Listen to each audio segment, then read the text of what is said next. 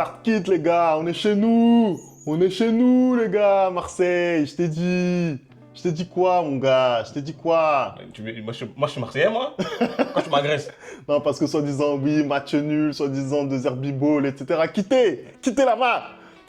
Générique.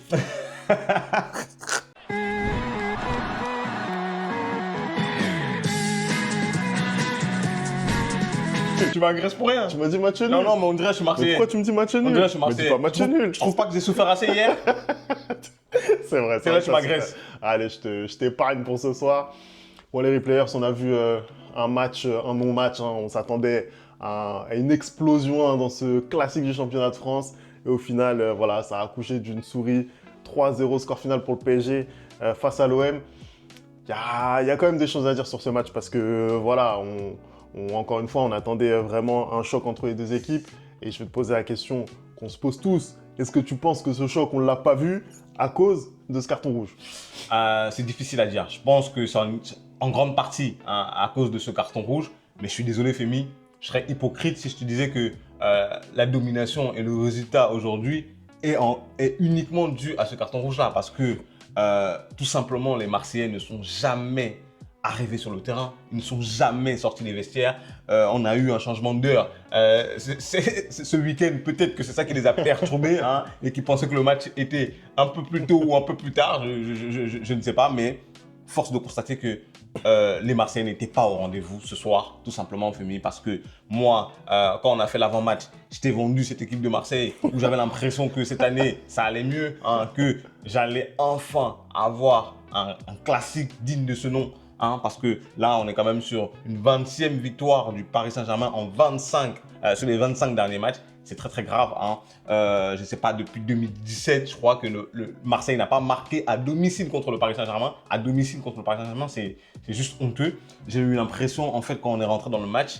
que le Paris Saint-Germain maîtrisait largement les débats. Hein. Ils ont pressé tout de suite super haut. Hein. Et ce but rapide qui arrive dans une bonne action entre Barcola et Nuno Mendes. Nuno Mendes, si tu peux prendre ton téléphone et tu appelles Kylian Mbappé pour lui montrer comment on fait un appel en profondeur, ça me ferait plaisir. Hein. Si tu peux faire ça, ça va me faire plaisir. Parce que là, typiquement, c'était un cas d'école. Bref, il remet très très bien au centre et on a qui est là, João Neves, hein, qui était coutumier des passes décisives. Et ce soir, il se transforme en buteur. Il a très très bien suivi.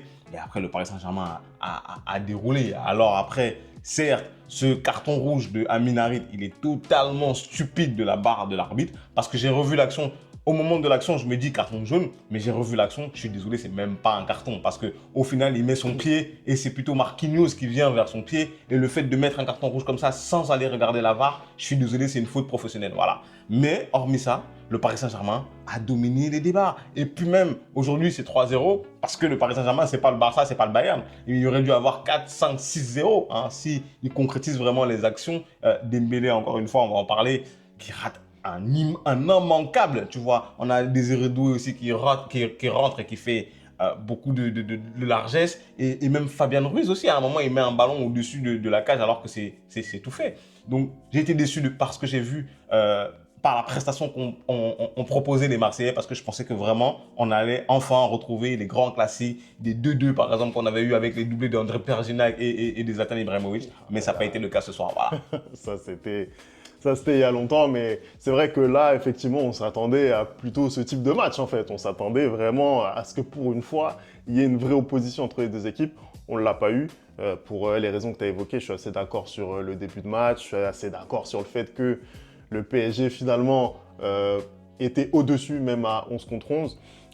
Et justement, je pense qu'on ne peut pas prendre le carton rouge uniquement comme excuse. On se rappelle de ce qui s'est passé l'année dernière avec l'expulsion de Beraldo. Ça n'a pas empêché le PSG de marquer 2 fois derrière. Donc, même si un carton rouge te met en difficulté, tu peux aussi proposer autre chose. Tu as le droit aussi de jouer au football, tu vois. C'est pas interdit quand tu es à 10 contre 11, tu vois. Là, j'ai trouvé une équipe marseillaise, mais complètement apathique. C'est-à-dire, même dans les comportements, je suis désolé, tu ne peux pas faire ça. Tu ne peux pas faire ça à domicile en Ligue 1 quand sportivement, tu as vraiment un intérêt. Je t'ai parlé hier en avant-match Anderson des clés du match. Qu'est-ce que je t'ai dit? Je t'ai dit que des joueurs comme Amin Harit, comme Leonardo Balerdi devaient prendre leurs responsabilités. Qu'est-ce qui se passe? Les deux te mettent dans la sauce encore. Non, mais oui, mais après, Harit, vraiment, les deux te mettent dans la sauce. C'est pas de son fait. Je suis désolé, c'est pas de son fait. Alors, Balerdi, c'est de son fait, mais Harit, c'est pas de son fait. Sur l'expulsion, alors, pour moi, c'est pas un rouge, je te dis la vérité. Pour moi, c'est même pas un carton. C'est pas un rouge. Soyons honnêtes, c'est pas un carton. Moi, honnêtement, je comprends qu'on puisse mettre un carton jaune là-dessus parce que le pied, il peut pas être aussi haut. Même si tu vois pas l'adversaire arriver, effectivement, ton pied, il peut pas être aussi haut. Mais après, et en plus, le pied en avant malgré tout, mais sinon, pour le reste, ça mérite pas un rouge, on va pas se mentir. C'est maximum carton jaune et en tout cas, ça doit pas arriver le rouge. Après, effectivement, pour Balerdi, c'est le capitaine de l'Olympique de Marseille, les gars. C'est le capitaine de l'Olympique de Marseille. Comment tu peux faire ça? Comment tu peux faire ça? T'es pas pressé. C'est un manque de communication parce que aussi le gardien Rulli aussi ne lui parle pas. Je suis désolé. En fait, là, à ce niveau-là, je sais même pas si c'est un manque de communication. Parce que les deux sont tellement loin, en fait. Ça paraît fou. C'est n'importe quoi. En fait, c'est n'importe quoi. Une telle erreur. Déjà, tu joues contre une équipe où c'est très difficile pour toi de gagner en temps normal. Hein. Là, tu as un carton rouge et en plus, tu te tires une seconde balle dans le pied en faisant une erreur aussi catastrophique et débile. Moi, justement, ce que j'aimais bien de cette équipe marseillaise depuis le début de la saison, c'était leur sérieux. Je trouvais qu'à plein de reprises, ils étaient sérieux, même si je trouvais qu'il y avait justement des excès d'engagement parce que Marseille, ça prend, je crois que sur leurs 9 derniers matchs, il y a eu 7 cartons rouges, un truc comme ça, que ce soit pour eux ou que ce soit pour l'adversaire. Donc, je trouvais qu'il y avait cet excès d'engagement-là. Mais comme tu l'as dit, Femi, même après ce carton rouge, généralement, le carton rouge peut avoir comme effet justement de te remotiver, de te galvaniser, comme ça a été le cas pour le Paris Saint-Germain, justement. Mais il ne s'est rien passé, même après le carton rouge. C'est-à-dire que tu as l'impression vraiment de voir 11 hommes contre 11 gamins. Tu as l'impression vraiment qu'ils font un complexe d'infériorité quand ils jouent contre le Paris Saint-Germain, parce que c'est pas possible, en 25 matchs, de te faire battre 20 fois, en fait. Ce n'est pas possible. C'est même plus une rivalité. Je suis désolé. Moi, ce genre de choses, je n'appelle pas ça une rivalité. C'était la même chose entre Serena Williams et Sharapova. On disait que c'était une rivalité alors que la Go, elle arrivait, chaque fois, elle se faisait fouetter par Serena Williams. Bah là, c'est la même chose en fait. Le Paris Saint-Germain, ils arrivent, peu importe la saison qu'ils font, hein, parce qu'en Ligue des Champions, au milieu de la saison, vous avez perdu, c'est ça? Au milieu de la semaine, pardon. On a fait match nul. Vous avez fait match nul contre le PSV, hein, je suis désolé. Et là, contre une équipe de l'OM qui est censée être largement meilleure, qui fait un excellent début de saison, où, pour le coup, on croyait qu'il allait avoir match, ben vous, 3-0. Non, c'est terrible, on va pas se mentir, c'est terrible. Si on parle un petit peu là des prestats individuels, parce que en vrai, sur le match du PSG, moi, je suis quand même globalement satisfait. Il y a des trucs qui m'ont un petit peu moins plu, mais sur la globalité, je suis quand même satisfait de ce qu'on a prouvé, parce que, tu l'as dit, on sortait d'une semaine pas forcément évidente, donc il fallait réagir et on le fait bien. Luis Enrique, dans sa composition de départ, il fait le choix de titulariser Kanguinli. Alors, on pensait le trouver en faux numéro 9, mais qu'est-ce qui s'est passé? On l'a retrouvé sur le côté droit et on a eu un Ousmane Dembélé en position de numéro 10 ou de faux numéro 9, comme on avait pu le voir notamment face à la Real Sociedad en Ligue des Champions. C'est un choix payant. Ça a été un choix payant pour moi parce que justement, il était au cœur du jeu. Il a pu vraiment provoquer. Tous les choix faits étaient bons, aussi bien à la passe qu'au dribble. Et ça a vraiment mis en difficulté cette équipe marseillaise. Je pense que le double pivot Højbjerg-Rabiot justement n'a pas su comment gérer l'équation Ousmane Dembélé dans l'axe et vu qu'il a été sûr, je trouve, techniquement, tu vois, il a été vraiment serein avec le ballon, bah, ça fait toute la différence. Parce que un Ousmane Dembélé qui n'est pas concerné, qui fait trop d'erreurs techniques, bah, c'est dangereux même pour le collectif.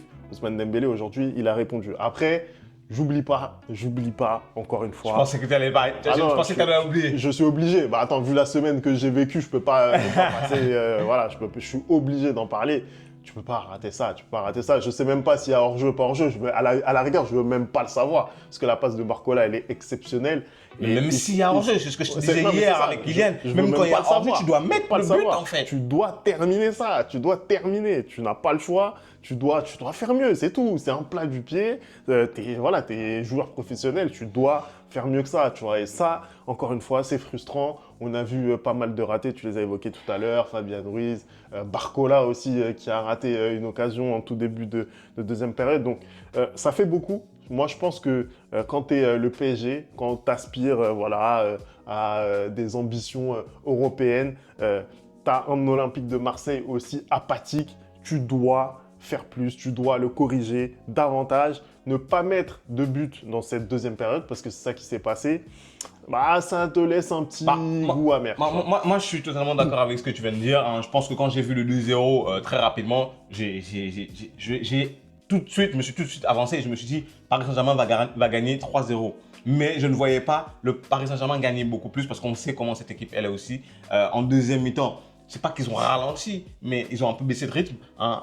Même s'ils ont eu des occasions, ils n'ont pas réussi à punir totalement Marseille. Et moi, je suis totalement d'accord avec toi. C'est-à-dire qu'aujourd'hui, dans ta saison en Europe, tu as besoin de te rassurer. Et te rassurer, ça passe aussi par mettre les buts quand tu dois les mettre. Et je suis désolé, il y a beaucoup d'équipes qui fonctionnent de cette manière-là. Je les ai cités, le Bayern, le Barça. Typiquement, le Barça, quand ils doivent taper le Real, ils tapent le Real. On l'a vu ce week-end, c'était 4-0. C'est-à-dire qu'ils auraient même pu mettre 5-6. Lewandowski a raté des buts. Mais quand tu as un adversaire en face de toi qui est beaucoup plus faible, tu dois le taper. Parce que non seulement ça détruit son mental, mais toi, ça te redonne de l'énergie, ça te redonne envie et d'aller, comment dire, chercher un prochain match encore meilleur. Sur Ousmane Dembélé, je suis totalement d'accord avec ce que tu viens de dire aussi. Le fait de le mettre comme ça au milieu, comment dire, en faux numéro 9, numéro 10, être au cœur du jeu, ça l'a permis aujourd'hui de toucher énormément de ballons et très souvent, il était soit à la dernière passe, soit à l'avant-dernière passe, hein. Il a, comme tu as dit, fait des choix très, très judicieux ce soir.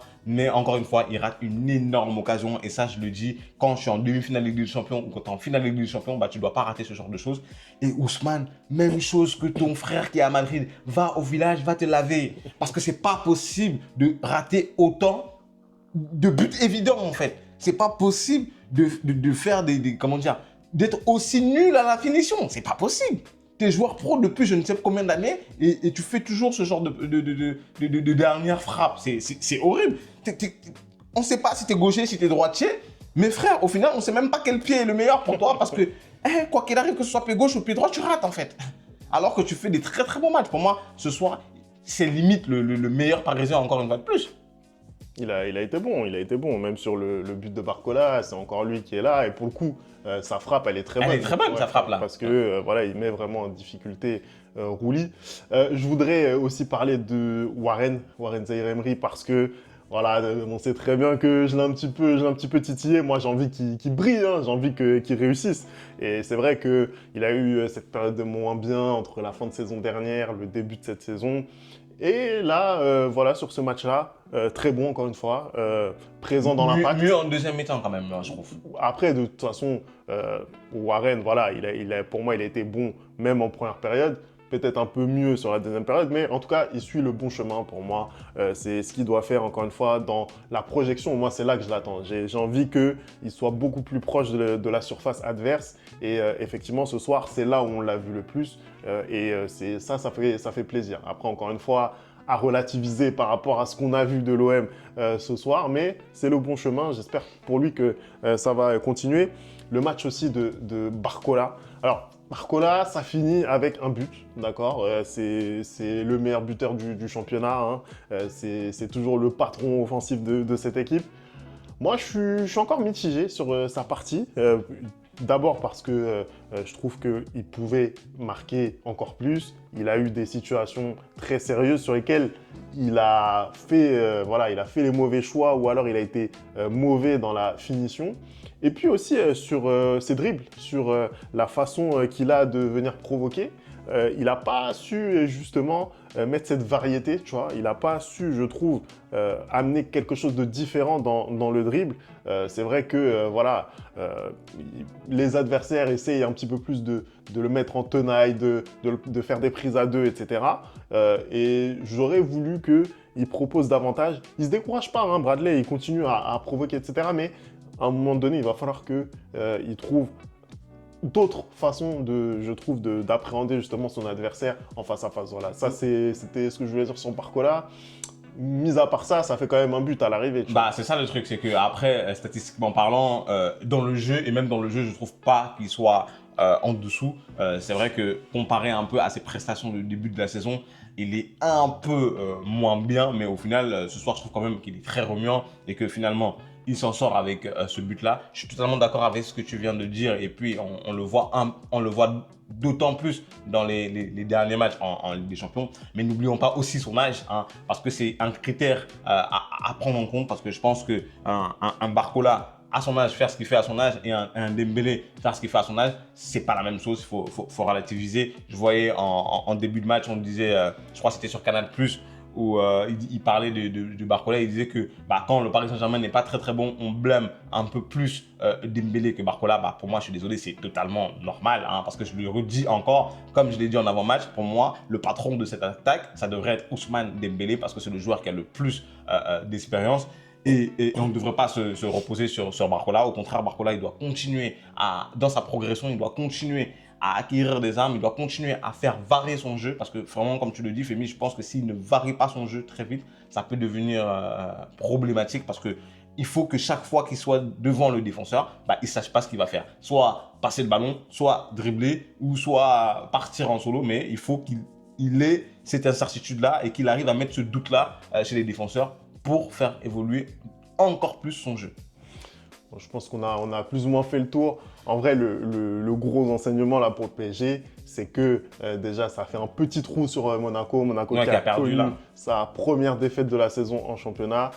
Du coup, ça fait 3 points d'avance pour le PSG. Ça fait surtout 6 points d'avance maintenant sur l'OM qui jouait encore le titre, hein, je le rappelle, là, il y a quelques semaines. Hein, c'est pas fini encore. On nous disait que ça jouait le titre. C'est pas fini. On verra ce que l'avenir nous réserve. En tout cas, ça fait 6 points d'avance. Comment tu le sens, toi, cette course Moi, je l'ai dit, hein, même quand on a fait les vidéos en début de saison, je pense qu'en Ligue 1, ça va peut-être être un peu plus compliqué cette saison pour le Paris Saint-Germain, étant donné le groupe qu'ils ont, hein, un groupe qui est très, très, très jeune et il y a eu énormément de changements et étant donné aussi les blessures, notamment Gonzalo Ramos et tout. Mais sinon, je pense que comme ça a été le cas les dernières années, je pense qu'ils vont s'imposer à la fin de la saison et qu'ils vont être champions de France. Donc en plus là, ils commencent à prendre ce petit matelas-là, hein, même si Monaco a fait un faux pas. Je pense que Monaco va être vraiment leur véritable adversaire. L'OM va rester dans ce wagon-là, mais je pense que vu la prestation qu'on a eue ce soir, ça va être très difficile pour eux d'être premier ou deuxième du championnat. Tu vois, Monaco qui perd, la manière dont il perd, c'est pas la même chose que l'OM qui perd ce soir face au Paris Saint-Germain. Très très déçu de la presta de Marseille, je suis désolé. Hein. Franchement, ce que j'ai vu là, même pendant les 20 premières minutes, hein, parce qu'on parle beaucoup de ce carton rouge, mais c'était cataclysmique, je suis désolé. On n'a pas vu les leaders offensifs sortir du bois. Je pense par exemple à un Mason Greenwood. Il n'y a eu aucun caractère en fait dans cette équipe. Voilà, un Mason Greenwood, c'est lui qui doit montrer la voie. Il doit essayer de provoquer, etc.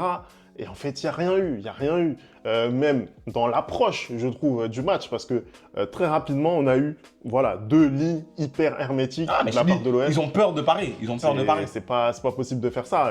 T'arrives, toi, en tant que 2 RB, tu joues pas la Coupe d'Europe. L'OM PSG, c'est le summum pour toi. Tu vois ce que je veux dire? Tu dois. Ça doit être le match vraiment que tu as marqué d'une croix rouge sur ton calendrier dans la saison. C'est le climax de ta saison. Tu dois faire beaucoup mieux que ça, même dans justement les intentions. Au lieu de ça, tu te retrouves 2 lignes de 4 pour boucler autour de la surface. Je trouve que c'est pas. T'as pas parlé de ton Titi, hein? T'as pas parlé de l'ancien pensionnaire du Paris Saint-Germain. Qu'est-ce que tu as pensé de son match, Adrien Rabiot? Qu'est-ce que tu veux que je dise de lui? Qu'est-ce que tu veux que je dise de lui? Il a failli vous mettre un joli but, hein. Mais qui quitte là-bas? Mais qui quitte? Avec sa frappe qui est passée loin là?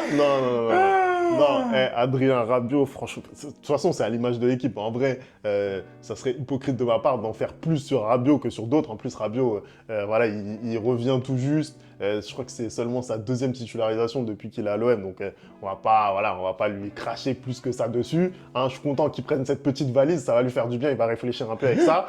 Mais pour le reste, qu'est-ce que tu veux dire? À part que de toute façon, il a été à l'image de l'équipe. Il n'a pas aidé à tirer son équipe vers le haut. Donc pour le reste, il y a eu aussi quelques impacts, hein, quelques tampons de la part de Rabiot. Là, j'ai pas trop apprécié. Mais sinon, après, il n'a pas fait grand-chose, donc bon. Bah, écoute, il était un peu à l'image de son équipe marseillaise, comme tu l'as dit. Hein. Moi, je pense que j'ai plus rien d'autre à dire sur cette équipe. Vraiment très, très déçu du match que j'ai eu ce soir parce que je pensais vraiment que pour le coup, Marseille avait de quoi répondre à ce Paris Saint-Germain-là qui semble un peu en dessous des Paris Saint-Germain des dernières années. Mais force de constater qu'il y a des choses qui ne se perdent pas et des habitudes qui ne se perdent pas. Voilà. Allez, merci d'avoir regardé cette vidéo. T'imagines si tu es supporter de Marseille et du Real cette saison? Ah, c'est dur, hein. C'est dur, hein. En un week-end. 4-0, 3-0. Ah, Waouh. tu souffres si tu es supporter des deux clubs, mais bon. Allez, merci d'avoir regardé cette vidéo. N'oublie pas les bonnes habitudes, @le replay foot. Et nous, on se retrouve très très vite pour une nouvelle vidéo. Ciao.